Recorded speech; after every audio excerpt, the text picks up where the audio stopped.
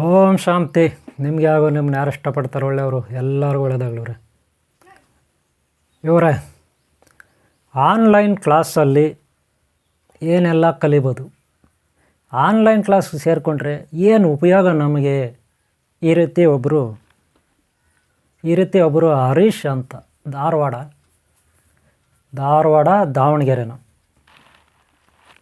ಹರೀಶ್ ಅಂತ ಅವ್ರ ಹೆಸರು. ಏನೋ ಸ್ಕೂಲುಗಳಿಗೆ ಯೂನಿಫಾರಮು ಸಪ್ಲೈ ಮಾಡ್ತಾರಂತೆ ಆ ಡಿಪಾರ್ಟ್ಮೆಂಟ್. ಅವರು ಪ್ರಶ್ನೆ ಕೇಳಿದ್ರು ಇವತ್ತು ನನಗೆ. ಅವರು ಪ್ರಶ್ನೆ ಕೇಳಿದ್ರು. ಅವ್ರು ಕೇಳೋದ್ರಲ್ಲಿ ತಪ್ಪಿಲ್ಲ ನನ್ನ ಪ್ರಕಾರ. ನೋಡಿ, ಅವ್ರು ಕೇಳೋದ್ರಲ್ಲಿ ತಪ್ಪಿಲ್ಲ. ಯಾಕಂದರೆ ಇವತ್ತು ಎಷ್ಟೋ ಮಂದಿ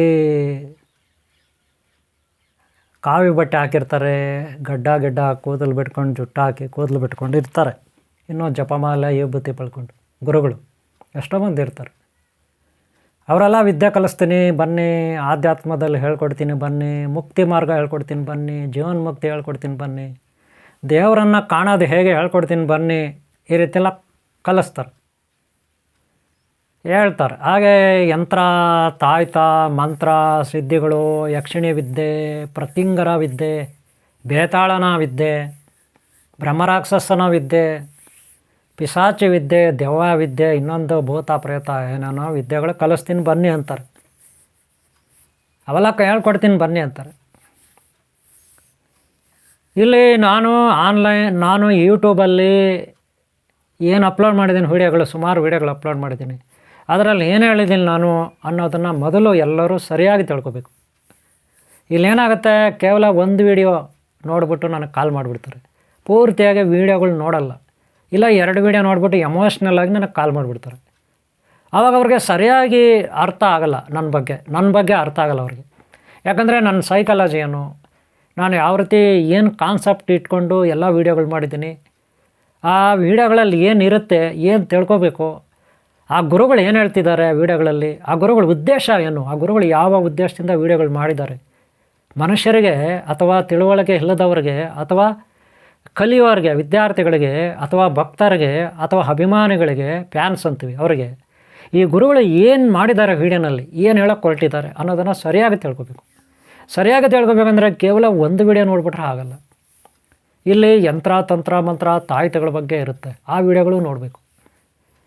ಹಾಗೆ ಆ ವಿಡಿಯೋಗಳಲ್ಲಿ ಏನು ಹೇಳಿದ್ದೀನಿ, ಹಾಗೆ ಇನ್ನೂ ಸಾಮಾಜಿಕವಾಗಿ ಮನುಷ್ಯರು ಯಾವ ರೀತಿ ಬದುಕ್ತಾರೆ, ಯಾವ ರೀತಿ ಕಷ್ಟಗಳಲ್ಲಿ ಸಿಕ್ಕಾಕೊಳ್ತಾರೆ, ಅದ್ರ ಬಗ್ಗೆನೂ ನೋಡಬೇಕು. ಹಾಗೆ ಹೆಂಡ್ತಿ ಗಂಡ ಹೆಂಡ್ತಿ, ಮನೆ ಮಕ್ಕಳು ಅಥವಾ ಲವರ್ಸು, ಪ್ರೇಮಿಗಳು, ಇವ್ರ ಬಗ್ಗೆಲ್ಲ ವೀಡಿಯೋಗಳು ಹಾಕಿದ್ದೀನಿ, ಅದ್ರ ಬಗ್ಗೆನೂ ನೋಡಬೇಕು. ಹಾಗೆ ದೇವತೆಗಳ ಬಗ್ಗೆ, ದೆವ್ವಗಳ ಬಗ್ಗೆ, ಪಿಶಾಚಗಳ ಬಗ್ಗೆ, ಪಂಚಭೂತಗಳ ಬಗ್ಗೆ, ಚಕ್ರಗಳ ಬಗ್ಗೆ, ಕುಂಡಲಿನಿ ಸಾಧನೆ ಬಗ್ಗೆ, ಇದೆಲ್ಲ ವೀಡಿಯೋಗಳು ಹಾಕಿದ್ದೀನಿ. ಅವು ನೋಡಬೇಕು. ಇಷ್ಟೆಲ್ಲ ನೋಡೋಕ್ಕೆ ಕನಿಷ್ಠ ಒಂದು 50 ವೀಡಿಯೋ ನೋಡಬೇಕಲ್ವ. 50 ವೀಡಿಯೋ ನೋಡಿದಾಗ ಯೂಟ್ಯೂಬಲ್ಲಿ ಆವಾಗಲೂ ಜನ್ರಲ್ಲಾಗಿ ಹೇಳಿರ್ತೀನಿ, ಆಳಕ್ಕೆ ಇಳಿದು ಹೇಳಿರೋದಿಲ್ಲ, ತುಂಬ ಆಳಕ್ಕೆ ಇಳಿದು ಹೇಳಿಲ್ಲ. ಯಾಕಂದರೆ ಜನ್ರಲ್ಲಾಗಿ ಹೇಳೋಕ್ಕೆ ಇಷ್ಟೊಂದು ವೀಡಿಯೋಗಳು ನೀವು ನೋಡಬೇಕಾಗುತ್ತೆ. ಯಾರು ನೋಡಿಲ್ಲ ಅವರು, ನೋಡಿರೋರಿಗೇನು ತೊಂದರೆ ಇಲ್ಲ. ಜನ್ರಲ್ಲಾಗೇ ನೋಡ್ಬೇಕಂದ್ರೆ ಒಂದು 50 ವೀಡಿಯೋ ನೋಡಿದ್ರೆ, ಓ ಗುರುಗಳು ಅಂದರೆ ಹಿಂಗೆ, ಓ ಈ ಗುರುಗಳ ಸೈಕಾಲಜಿ ಇಂಥದ್ದು, ಓ ಈ ಗುರುಗಳ ಉದ್ದೇಶ ಇಂಥದ್ದು, ಓ ಈ ಗುರುಗಳು ಜಗತ್ತಿಗೆ ಏನೋ ಕೊಡಕ್ಕೆ ಹೊರಟಿದ್ದಾರೆ ಅಂತ ಅರ್ಥ ಆಗುತ್ತೆ. ಎಷ್ಟು ವೀಡಿಯೋ ನೋಡಿದ್ರೆ? 50 ವೀಡಿಯೋ ನೋಡಿದ್ರೆ.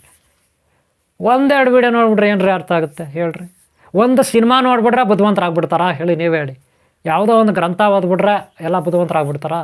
ಒಂದು ವೇಳೆ ಒಂದು ಗ್ರಂಥ ಓದಿದ್ದಾರೆ ಅಂದ್ರೆ ಅದರಲ್ಲಿ ಅಧ್ಯಾಯಗಳು ಬೇರೆ ಬೇರೆ ಇರುತ್ತೆ, ಎಲ್ಲ ಸೇರ್ಕೊಂಡಿದ್ರು ಕೂಡ ಅಧ್ಯಾಯಗಳು ಬೇರೆ ಇರುತ್ತೆ, ಪುಟಗಳು ಜಾಸ್ತಿ ಇರುತ್ತೆ ಅಲ್ವಾ? ಇಲ್ಲಿ ಕೇವಲ 20 ನಿಮಿಷ ನೋಡಿಬಿಟ್ಟು, 15 ನಿಮಿಷ ನೋಡಿಬಿಟ್ಟು ನನಗೆ ಕಾಲ್ ಮಾಡಿಬಿಟ್ಟು, ಅವಾಗ ಆನ್ಲೈನ್ ಕ್ಲಾಸ್ಗೆ ಸೇರ್ಕೊಬಿಡ್ತಾರೆ ಕೆಲವರು, ಏನೋ ಒಂದಷ್ಟು ದಕ್ಷಿಣೆ ಆಗಿಬಿಟ್ಟು. ಏನೂ ನೋಡಿರಲ್ಲ ಯೂಟ್ಯೂಬಲ್ಲಿ ವೀಡಿಯೋಗಳು ಸರಿಯಾಗಿ, ಇಲ್ಲ ಆನ್ಲೈನ್ ಕ್ಲಾಸ್ ಸೇರ್ಕೊಬಿಡ್ತಾರೆ. ಏನು ಕೇಳಿದ್ರು ಮೊದಲು ಇಂಟ್ರೂ ಮಾಡೋವಾಗ ಏನೇ ಕೇಳಲಿ ಎಸ್ ಅಂತಾರೆ. ಏನಪ್ಪ ನಾನ್ ವೆಜ್ ಬಿಟ್ಬಿಡ್ತೀಯಾ? ಬಿಟ್ಬಿಡ್ತೀನಿ ಗುರುಗಳೇ. ನಾನ್ ವೆಜ್ ತಿಂತೀಯಾ? ಹೌದು ಗುರುಗಳೇ, ತಿಂತಾಯಿದ್ದೀನಿ.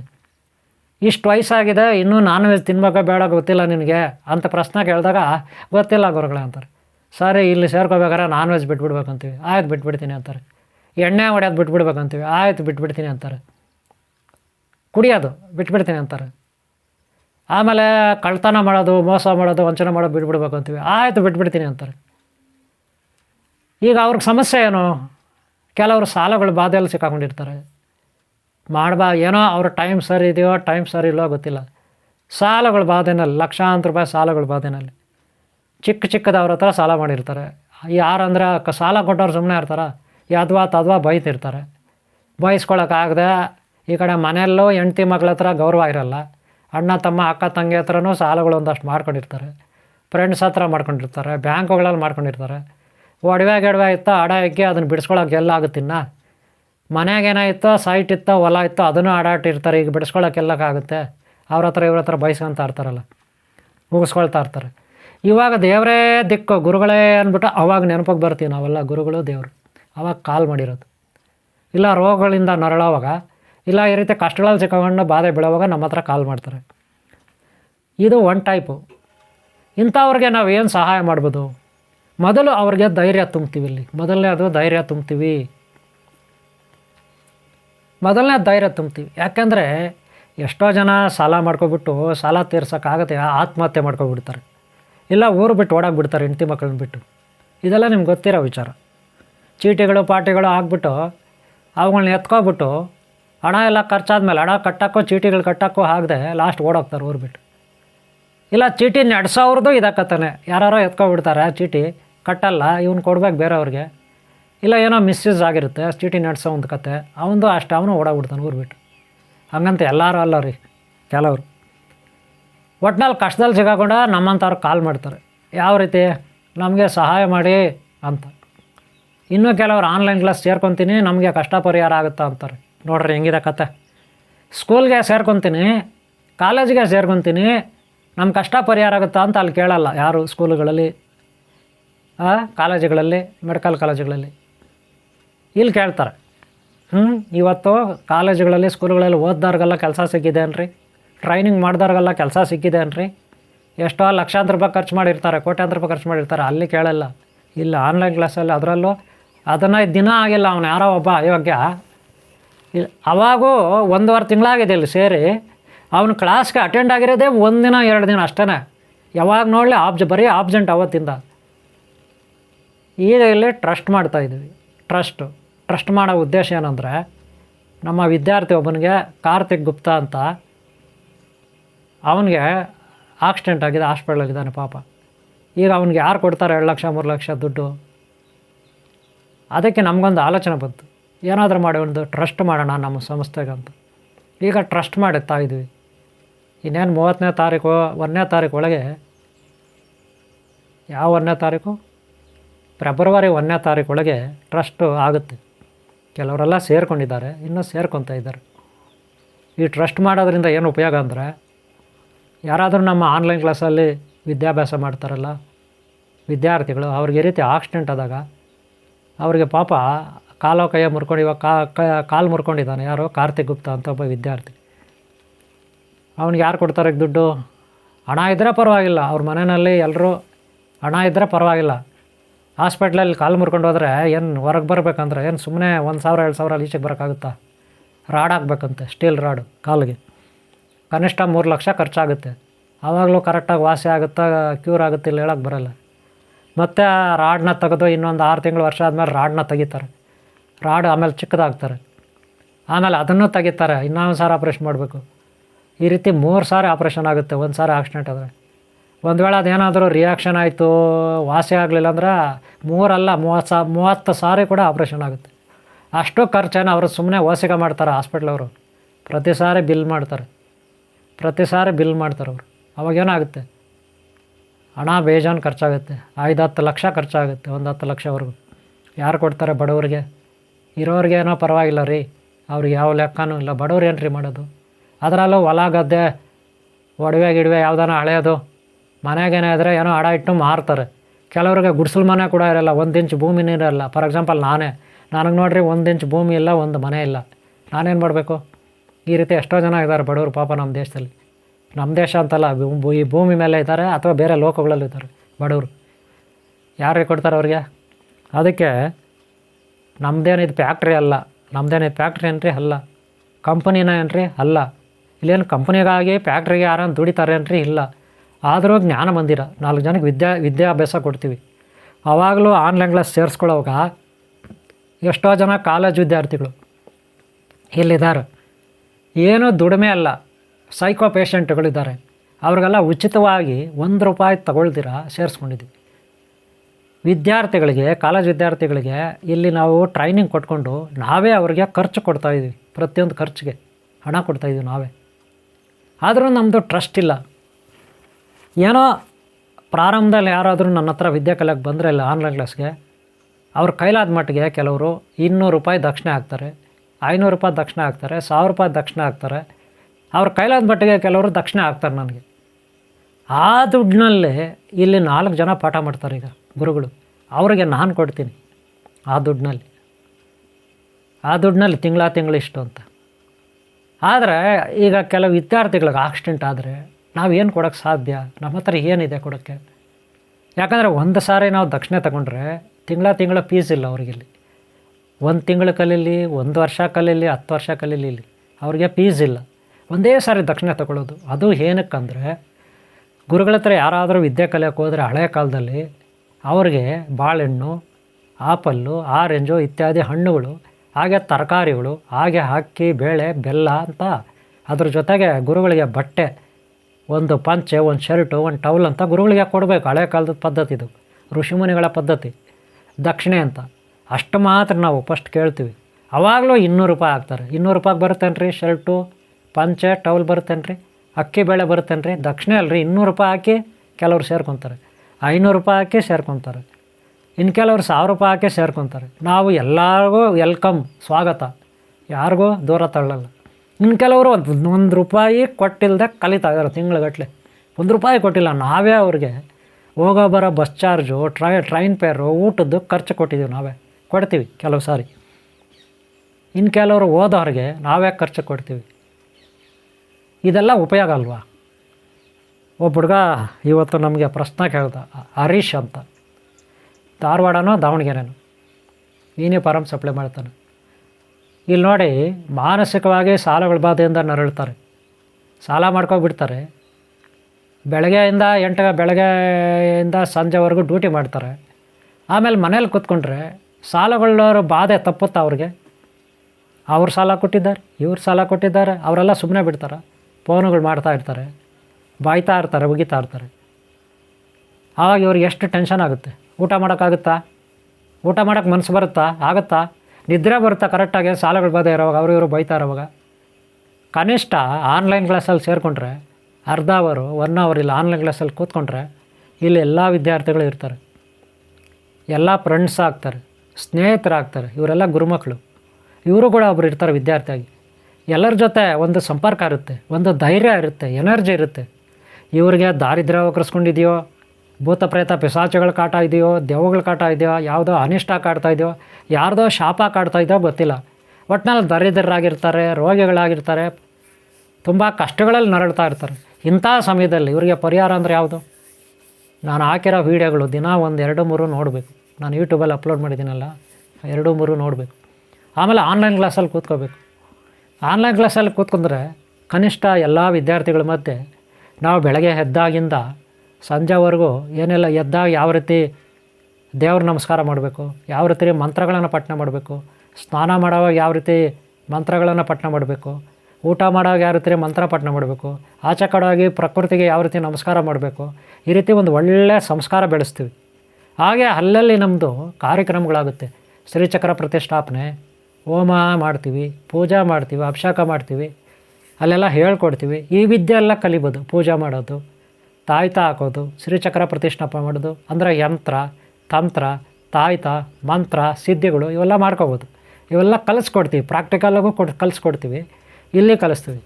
ಇಲ್ಲಿ ಏನಾಗಿದೆ, ಕೆಲವು ಅಯೋಗ್ಯರಿರ್ತಾರೆ, ವಿದ್ಯಾರ್ಥಿಗಳು ಸೇರ್ಕೊಬಿಟ್ಟಿರ್ತಾರೆ, ಕೆಲವರು ಅಯೋಗ್ಯರು ಇಲ್ಲಿ ಕೂಡ. ಅವ್ರದ್ದು ಇನ್ನೇನು ಕೆಲಸ ಅಲ್ಲ, ಒಂದಿನ ಕ್ಲಾಸಿಗೆ ಕರೆಕ್ಟಾಗಿ ಬರೋಲ್ಲ, ಸೇರ್ಕೊಳ್ಳೋ ಹೆಂಗೋ ಸೇರ್ಕೊಬಿಡ್ತಾರೆ, ಕ್ಲಾಸಿಗೆ ಬರೋಲ್ಲ, ಏನೇನೋ ರೂಲ್ಸ್ಗಳು. ಅದು ಯಾವುದೋ ಒಂದು ಹುಡುಗಿ ಇದೆ, ಆ ಹುಡುಗಿ ಹೆಸರು ಹೇಳೋದು ಬೇಡ, ನನ್ನ ಹತ್ರ ಕೇಳ್ಕೊಂತು, ಕಾಲೇಜ್ ಹುಡುಗಿ, ಸೇರಿಸ್ಕೊಬಿಟ್ಟೆ. ಒಂದಿನ ಅಟೆಂಡ್ ಆಗಿಲ್ಲ ಕ್ಲಾಸ್ಗೆ, ಒಂದು ಕ್ಲಾಸ್ಗೂ ಅಟೆಂಡ್ ಆಗಿಲ್ಲ ಸೇರ್ಕೊಂಡಾಗಿಂದ 1 ವಾರ ಆಗಿದೆ. ಫಸ್ಟ್ ದಿನದಿಂದ ಇಲ್ಲಿವರೆಗೂ ಒಂದಿನ ಅಟೆಂಡ್ ಆಗಿಲ್ಲ. ಆ ಹುಡುಗಿ ಮೊನ್ನೆ ಕೇಳ್ತಿದ್ದಾಳೆ ಏನಂತಂದರೆ, ನಾವು ಅನೌನ್ಸ್ ಮಾಡಿದ್ದೀವಿ, ಬೇರೆಯವ್ರಿಗೆ ಕಾಲ್ ಮಾಡಿ ಕೇಳಿದ್ದಾಳೆ, ಅವ್ರ ಗುರುಗಳಿಗೆ ಕಾಲ್ ಮಾಡಿಲ್ಲ. ಹುಡುಗಿ ಆ ಬ್ಯಾಚ್ನಲ್ಲಿ ವಿದ್ಯಾರ್ಥಿಗಳಿರ್ತಾರಲ್ಲ ಅದರಲ್ಲಿ ಒಬ್ರಿಗೆ ಕಾಲ್ ಮಾಡಿ ಕೇಳಿದ್ದಾರೆ, ನೀವು ರಜಾ ಹಾಕಿದ್ರಲ್ಲ ಯಾಕೆ ನಮ್ಗೆ ಹೇಳಲಿಲ್ಲ ಅಂತ ಕೇಳಿದಾಳೆ. ನೋಡ್ರಿ ಕತೆ ಹೆಂಗಿದೆ. ಗುರುಗಳಿಗೆ ಪ್ರಶ್ನೆ ಕೇಳ್ತಾರೋದು ವಿದ್ಯಾರ್ಥಿ. ಒಂದಿನ ಒಂದು ಕ್ಲಾಸ್ಗೆ ಅಟೆಂಡ್ ಆಗಿಲ್ಲ, ಸೇರಿಕೊಂಡು ಒಂದು ವಾರ ಆಗಿದೆ, ಪ್ರಶ್ನೆ ಕೇಳ್ತಿದ್ದಾಳೆ.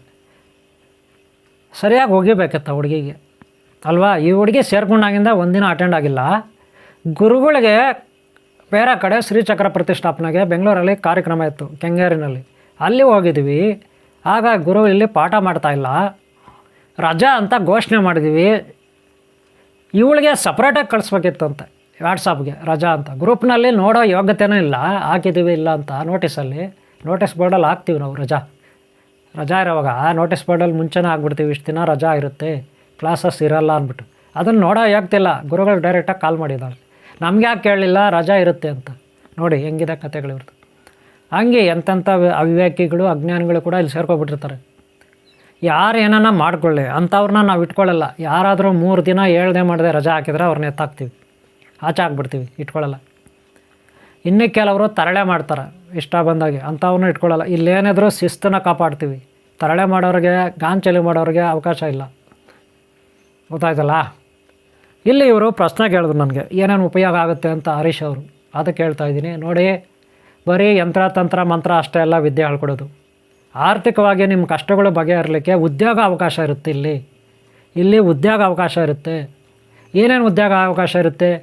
ಅವರು ಡ್ರೈವಿಂಗ್ ಮಾಡ್ತಾರಾ, ಇಲ್ಲ ಹಸು ಮೇಯಿಸ್ತಾರಾ, ಇಲ್ಲ ರೈತರ ಕೆಲಸ ಮಾಡ್ತಾರಾ, ಇಲ್ಲ ಏನೋ ಇಂಜಿನಿಯರಿಂಗ್ ಮಾಡ್ತಾರಾ, ಡಿಪ್ಲೊಮಾ ಮಾಡ್ತಾರಾ, ಅವ್ರು ಏನಾದರೂ ಇರಲಿ ಉದ್ಯೋಗ ಅವಕಾಶಗಳಂತೂ ಇದ್ದೇ ಇರುತ್ತಿಲ್ಲ. ಯಾವುದೋ ಒಂದು ರೂಪದಲ್ಲಿ ಉದ್ಯೋಗ ಅವಕಾಶ ಇರುತ್ತಿಲ್ಲ, ಗೊತ್ತಾಯ್ತಲ್ಲ. ಹೀಗೆ ಅಂತಲ್ಲ, ಯಾವುದೋ ಒಂದು ರೂಪದಲ್ಲಿ. ಇದನ್ನು ಅರ್ಥ ಮಾಡ್ಕೋಬೇಕು, ಸೂಕ್ಷ್ಮವಾಗಿ ಅರ್ಥ ಮಾಡ್ಕೋಬೇಕು. ಗುರುಗಳ ಸಾನ್ನಿಧ್ಯದಲ್ಲಿರುವಾಗ ಎಲ್ಲ ರೀತಿಯ ಅವಕಾಶ ಇರುತ್ತೆ. ಸಾಮಾಜಿಕವಾಗಿ, ಆರ್ಥಿಕವಾಗಿ, ಮಾನಸಿಕವಾಗಿ, ಭಾವನಾತ್ಮಕವಾಗಿ, ಶಾರೀರಿಕವಾಗಿ ಎಲ್ಲ ರೀತಿಯ ಅನುಕೂಲಗಳು ಇಲ್ಲಿರುತ್ತೆ. ಯಾವುದೇ ಡೌಟ್ ನಿಮಗೆ ಬೇಡ. ಇಲ್ಲಿ ಆರೋಗ್ಯ ಲಭಿಸುತ್ತೆ, ಆರೋಗ್ಯ ಭಾಗ್ಯ ಲಭಿಸುತ್ತೆ, ಪಾರಮಾರ್ಥಿಕವಾಗಿ ಮುಕ್ತಿ, ಜೀವನ್ಮುಕ್ತಿ, ಮೋಕ್ಷ ಮಾರ್ಗ ಲಭಿಸುತ್ತೆ, ದೈವಭಕ್ತಿ, ಗುರುಭಕ್ತಿ ಲಭಿಸುತ್ತೆ. ಇದರಿಂದ ಅವ್ರ ಆಶೀರ್ವಾದ ಇದ್ದರೆ ಉದ್ಧಾರ ಆಗ್ತಾರೆ. ಹಾಗೆ ಕಷ್ಟಗಳು ಮರೆಯಲಿಕ್ಕೆ ಇಲ್ಲಿ ನಾವು ಸೇರಿಸ್ಕೊಳ್ತೀವಿ. ಹಾಗೆ ಬೀಡಿ ಸಿಗರೆಟ್ಟು ಎಣ್ಣೆ ಹೊಡೆದಿದ್ರೆ ಅದು ಇಲ್ಲಿರೋದು ಇರಬಾರ್ದು, ಬಿಡಿಸ್ತೀವಿ. ನಾನ್ ವೆಜ್ಜೆಲ್ಲ ತಿಂದು ಪಾಪ ಯಾಕೆ ಕಟ್ಕೋಬೇಕು ಅಂತೇಳಿ ಅದನ್ನು ಇಲ್ಲಿ ಕಂಟ್ರೋಲ್ ಮಾಡ್ತೀವಿ. ಇದರಿಂದ ಪುಣ್ಯಶಕ್ತಿ ಲಭಿಸುತ್ತೆ, ಪಾಪಗಳು ದಾರಿದ್ರ್ಯಗಳು ನಾಶ ಆಗುತ್ತೆ, ಅನಿಷ್ಟಗಳು ಒಕ್ಕರ್ಸ್ಕೊಂಡಿದ್ರೆ ಅವು ನಾಶ ಆಗ್ತವೆ ಅಲ್ವಾ. ಎಷ್ಟೆಲ್ಲ ಉಪಯೋಗ ಇರುತ್ತೆ. ಆಧ್ಯಾತ್ಮಿಕ, ಪಾರಮಾರ್ಥಿಕ, ಇಲ್ಲಿ ಸಾಮಾಜಿಕವಾಗಿರ್ತಕ್ಕಂಥ ಒಂದು ಆನ್ಲೈನ್ ಕ್ಲಾಸ್ ಇದು. ಇದನ್ನು ಇಲ್ಲಿ ಎಲ್ಲ ನಾನು ಯೂಟ್ಯೂಬಲ್ಲಿ ಹೇಳೋಕ್ಕಾಗಲ್ಲ. ಇಲ್ಲಿ ಸೇರಿಕೊಂಡಾಗೆ ಗೊತ್ತಾಗೋದು ಇಲ್ಲೇನು ನಡೆಯುತ್ತೆ ಅಂತ. ಒಂದು ಒಳ್ಳೆಯ ಸಂಸ್ಕಾರ ಇರುತ್ತೆ. ಹಿಂದೂ ಧರ್ಮದಲ್ಲಿ ಇರಲಿ, ಯಾವುದೇ ಧರ್ಮದಲ್ಲಿರಲಿ, ಯಾವುದೇ ಧರ್ಮದವರಾಗಿರಲಿ, ಯಾವುದೇ ಕುಲದವರಾಗಿರಲಿ, ಹೆಣ್ಣಾಗಿರಲಿ ಗಂಡಾಗಿರಲಿ, ಚಿಕ್ಕವರಾಗಲಿ ದೊಡ್ಡವರಾಗಲಿ, ಉದ್ಯೋಗ ಇರಲಿ ಉದ್ಯೋಗ ಇಲ್ಲದೇ ಇರಲಿ, ದಕ್ಷಿಣ ಕೊಡದೇ ಇರಲಿ, ಎಲ್ಲರಿಗೂ ಅನುಕೂಲ ಇದೆ.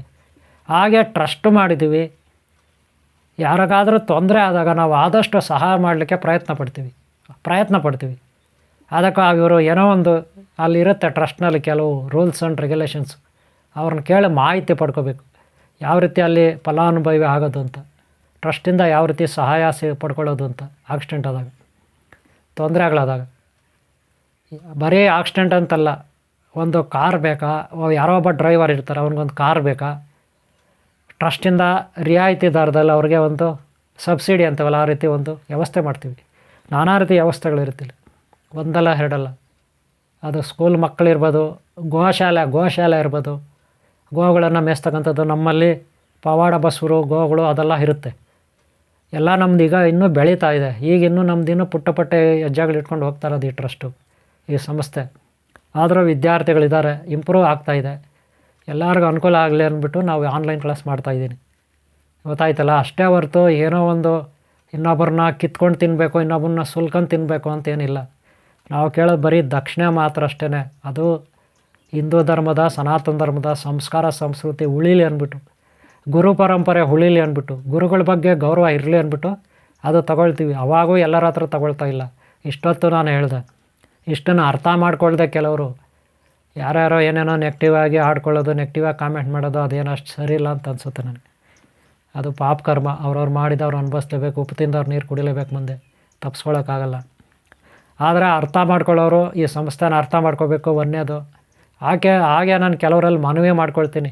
ಯಾರೋ ಸಂಘ ಸಂಸ್ಥೆಗಳವರು, ಯಾರೋ ಹಿಂದೂ ಧರ್ಮದ ಬಗ್ಗೆ ಹೋರಾಟ ಮಾಡೋರು, ನಾನು ಹಿಂದೂ ಬಗ್ಗೆ ಗೌರವ ಇದೆ, ನಮ್ಮ ದೇಶದ ಬಗ್ಗೆ ಗೌರವ ಇದೆ, ಧರ್ಮದ ಬಗ್ಗೆ ಗೌರವ ಅನ್ನೋರು ತುಂಬ ಮಂದಿ ಇದ್ದಾರೆ. ಹಾಗೆ ತುಂಬ ಮಂದಿ ಧರ್ಮ ಉದ್ಧಾರಕ್ಕಾಗಿ, ಧರ್ಮ ಅಭಿವೃದ್ಧಿಗಾಗಿ ಸಹಾಯ ಮಾಡಬೇಕಂತ ಹೇಳ್ಕೊಂಡು ಮನೆಗಳಲ್ಲಿ ಇರ್ತಾರೆ. ಬಡವ್ರಿಗೆ, ಕಷ್ಟದಲ್ಲಿರೋರಿಗೆ ಸಹಾಯ ಮಾಡಬೇಕಂತ ಎಷ್ಟೋ ಜನ ಅಂದ್ಕೊಳ್ತಾರೆ. ದಯವಿಟ್ಟು ನಿಮ್ಗೇನಾದರೂ ಸಹಾಯ ಮಾಡಬೇಕಂತ ಒಂದು ಚೂರು ನಿಮ್ಮಲ್ಲಿ ಆ ಮನಸ್ಸಿದ್ರೆ, ಭಾವನೆಗಳಿದ್ರೆ, ಬರೀ ಮನಸ್ಸಿನಲ್ಲಿದ್ದರೆ ಸಾಲದು. ಬರೀ ಸ್ಟೇಟಸ್ಗಳಲ್ಲಿ ಅಲ್ಲಿ ಏನೇನೋ ಹಾಕ್ಕೊಳ್ತೀರಲ್ಲ ನೀವು ಒಳ್ಳೆತನದ ಬಗ್ಗೆ, ಅವು ಹಾಕ್ಕೊಂಡ್ರೆ ಸಾಲದು. ಅವೆಲ್ಲ ಬರೀ ತೋರ್ಪಡಿಕೆ ಅಷ್ಟೇ. ನಿಮ್ಮ ಕೈಗಳಲ್ಲಿ ಸಹಾಯ ಮಾಡಬೇಕು. ಕೈಗಳಲ್ಲಿ ಸಹಾಯ ಮಾಡಿದ್ರೆ ನಿಮಗೊಂದು ಸ್ವರ್ಗ ಲೋಕದ ಯಾವುದೋ ಪುಣ್ಯಲೋಕನ, ವೈಕುಂಠನ, ಕೈಲಾಸ ಸಿಗುತ್ತೆ. ಬರೀ ಸ್ಟೇಟಸ್ಗಳಲ್ಲಿ ಅಲ್ಲಿಂದ ಫಾರ್ವರ್ಡ್ ಮಾಡ್ತಾ ಶೇರುಗಳು ಮಾಡೋದ್ರಿಂದ ಏನೋ ಒಂದಷ್ಟು ಸೇವೆ ಆಗ್ಬೋದು ಅಷ್ಟೇ. ಒಂದು 5 ಮಾರ್ಕ್ಸ್ ಬರ್ಬೋದು ನಿಮಗೆ. ನಿಮ್ಮ ಪಾಸ್ ಮಾರ್ಕ್ಸ್ಗೆ 35 ಬೇಕು. ಅದೇ ಇಲ್ಲಿ ದಾನ ಧರ್ಮ ಮಾಡಿ, ನಿಮ್ಮ ಕೈಲಾದ ಮಟ್ಟಿಗೆ ಈ ಟ್ರಸ್ಟ್ಗೆ ಹೆಲ್ಪ್ ಮಾಡಿ, ಈ ಗುರುಕುಲಕ್ಕೆ ಸಹಾಯ ಮಾಡಿ. ಆಗ ಇಲ್ಲಿ ವಿದ್ಯಾರ್ಥಿಗಳು ಕಲಿತಾರೆ, ಧರ್ಮ ಉಳಿಯುತ್ತೆ, ಧರ್ಮದ ಬಗ್ಗೆ ಪಾಠ ಕೇಳ್ತಾರೆ, ಸಂಸ್ಕೃತಿ ಬಗ್ಗೆ ಪಾಠ ಕೇಳ್ತಾರೆ, ಒಳ್ಳೆ ಸಂಸ್ಕಾರ ಬೆಳೆಸ್ಕೊತಾರೆ. 4 ಜನಕ್ಕೆ ಅನುಕೂಲ ಆಗುತ್ತೆ ಎಲ್ಲ ರೀತಿಯಲ್ಲೂ. ನಿಮಗೂ ಒಳ್ಳೆಯದಾಗುತ್ತೆ, ನಿಮ್ಮ ಮಕ್ಕಳು ಮೊಮ್ಮಕ್ಕಳು ವಂಶಕ್ಕೆ ಒಳ್ಳೆಯದಾಗುತ್ತೆ. ನಾನಿಷ್ಟು ಮನವಿ ಮಾಡ್ಕೊಳ್ತೀನಿ. ಕೇವಲ ಅಲ್ಲಿ ಸ್ಟೇಟಸ್ಗಳಲ್ಲಿ ಫಾರ್ವರ್ಡ್ ಮಾಡೋದು, ಲೈಕ್ಗಳು ಮಾಡೋದು, ಕಾಮೆಂಟ್ಗಳು ಮಾಡೋದು, ಉಪನ್ಯಾಸಗಳು ಕೊಡೋದ್ರಿಂದ ಏನೂ ಪ್ರಯೋಜನ ಆಗೋಲ್ಲ. ಬರೀ ಅದು ಬುರುಡೆ ಆಗುತ್ತೆ ಅಷ್ಟೇ, ಒಣವೇದಂತ ಆಗುತ್ತೆ. ಕಾಯ ವಾಚ ಮನಸ್ಸ ಇರಬೇಕು. ನಿಮ್ಮ ಮನಸ್ಸಿನಲ್ಲಿರೋದು, ಭಾವನೆಗಳಿರೋದು ಕಾರ್ಯರೂಪಕ್ಕೆ ತರಬೇಕು. ಅವಾಗೇ ನಿಮಗೆ ಫಲ. ಸುಮ್ಮನೆ ಮನಸ್ಸಿನಲ್ಲೈತೆ ಎಲ್ಲಿ ಬೇಕೋ ಅಲ್ಲಿ ಮಾಡ್ಕೊತೀನಿ ಅಂತ ಸಮರ್ಥನೆ ಮಾಡ್ಕೊಂಡು ಹೋಗೋದ್ರಿಂದ ಪ್ರಯೋಜನ ಇಲ್ಲ. ಈ ರೀತಿ ಎಷ್ಟೋ ಮಂದಿ ಮಾಡ್ತಾರೆ. ನನ್ನ ನಂಬರ್ ತಗೊಳ್ಳಿ. ಇಷ್ಟ ಇರೋರು ಒಂದಷ್ಟು ಡೊನೇಟ್ ಮಾಡಿ, ಕಾಣಿಕೆ ನೀಡಿ ಈ ಸಂಸ್ಥೆಗೆ. 4 ಜನಕ್ಕೆ ಉಪಯೋಗ ಆಗುತ್ತೆ, ನಿಮಗೂ ಪುಣ್ಯ ಬರುತ್ತೆ, ನಿಮ್ಮ ಮಕ್ಕಳು ಮೊಮ್ಮಕ್ಕಳು ವಂಶಕ್ಕೆ ಒಳ್ಳೆಯದಾಗುತ್ತೆ. ಹಾಗೆ ನಿಮಗೊಂದು ನಿಮ್ಮ ಅಂತ್ಯಕಾಲದಲ್ಲಿ ಯಾವುದೋ ಒಂದು ಪುಣ್ಯಲೋಕ ಲಭಿಸುತ್ತೆ. ಇದು ನನ್ನ ಅಭಿಪ್ರಾಯ, ಎಲ್ಲರಲ್ಲೂ ಮನವಿ ಮಾಡೋದು. ಓಕೆನಾ? ಓಕೆ ಅವರೇ, ಆನ್ಲೈನ್ ಕ್ಲಾಸಲ್ಲಿ ಏನೆಲ್ಲ ಉಪಯೋಗ ಇರುತ್ತೆ ಹೇಳಿದ್ದೀನಿ. ನಿಮ್ಮೆಲ್ಲರಿಗೂ ಒಳ್ಳೆಯದಾಗಲಿ. ಆನ್ಲೈನ್ ಕ್ಲಾಸಿಗೆ ಜಾಯ್ನ್ ಆಗೋರು ಹಾಗೆ. ಇಲ್ಲಿ ನೀವು ಕನಿಷ್ಠ ಅರ್ಧ ಗಂಟೆ 3/4 ಗಂಟೆ ಆದರೂ ನಿಮ್ಮ ಕಷ್ಟಗಳನ್ನು ಮರಿತೀರ, ನಾನು ಗ್ಯಾರಂಟಿ ಕೊಡ್ತೀನಿ. ಗೊತ್ತಾಯ್ತಲ್ಲ? ನೀವೇನು ಕಲಿದೇ ಇದ್ದರೂ, ಇಲ್ಲಿ ಏನು ಸಾಧಿಸ್ದೇ ಇದ್ದರೂ, ಅರ್ಧ ಗಂಟೆ 3/4 ಗಂಟೆ ಆದರೂ ಹೊರಗಿನ ಕಷ್ಟಗಳನ್ನು, ಹೊರಗಿನ ಮಾನಸಿಕ ಕಷ್ಟಗಳು, ಮಾನಸಿಕ ಒತ್ತಡದಿಂದ ಇಲ್ಲಿ ಮುಕ್ತರಾಗ್ತೀರ. ಎಲ್ಲರ ಜೊತೆ ಬೆರಿತೀರ, ಎಲ್ಲರ ಜೊತೆ ಒಗ್ಗಟ್ಟಾಗಿರ್ತೀರ. ಇಲ್ಲಿ ಸುಖ, ಸಂತೋಷ, ಆನಂದದಿಂದ ಇರ್ತೀರ. ನಿಮ್ಮದೇ ಆದ ಒಂದು ಲೋಕ, ಅದೇ ನಾಗಲೋಕ, ನಾಗಸೃಷ್ಟಿ ಲೋಕ ಇದು. ಇಲ್ಲಿ ಜಾಯ್ನ್ ಆಗಿ. ಗೊತ್ತಾಯ್ತಲ್ಲ? ಓಂ ಶ್ರೀ ಶಕ್ತಿ ಮಹಾತ್ಮೆ ಜ್ಞಾನಮಂದ್ರ ಗುರುಕುಲ ಆಧ್ಯಾತ್ಮಿಕ ಹಾಗೂ ವೈಜ್ಞಾನಿಕ ಸಂಶೋಧನಾ ಕೇಂದ್ರ ಇದು ಟ್ರಸ್ಟು. ಇದಕ್ಕೆ ಸೇರಿ. ಓಕೆನಾ? ಓಕೆ, ನಿಮ್ಗೆ ಒಳ್ಳೆಯದಾಗಲಿ. ನಿಮ್ಮನ್ನ ಯಾರು ಇಷ್ಟಪಡ್ತಾರೆ ಒಳ್ಳೆಯವರು, ಎಲ್ಲರೂ ಒಳ್ಳೆಯದಾಗಲಿ. ಇಲ್ಲೆಲ್ಲ ರೀತಿಯಲ್ಲೂ ನಾವು ನಿಮಗೆ ಸಹಕಾರ ನೀಡ್ತೀವಿ. ಆದಷ್ಟು ನಿಮ್ಮ ಸಹಕಾರ ನಮಗೆ ಬೇಕು. ಇಲ್ಲದೆ ಹೋದರೆ ನಾವು ಇಲ್ಲಿ ಬೇರೆಯವ್ರಿಗೆ ಸಹಾಯ ಮಾಡೋಕ್ಕೂ ಆಗಲ್ಲ, ಬೇರೆ ಉದ್ಧಾರಕ್ಕೂ ಆಗಲ್ಲ. ಎಲ್ಲರೂ ಸಹಕಾರ ಬೇಕು ಒಬ್ರಿಗೊಬ್ಬರು. ಓಕೆನಾ? ಇಲ್ಲಿ ಯಾರು ದೊಡ್ಡವರಲ್ಲ, ಯಾರು ಚಿಕ್ಕವರಲ್ಲ.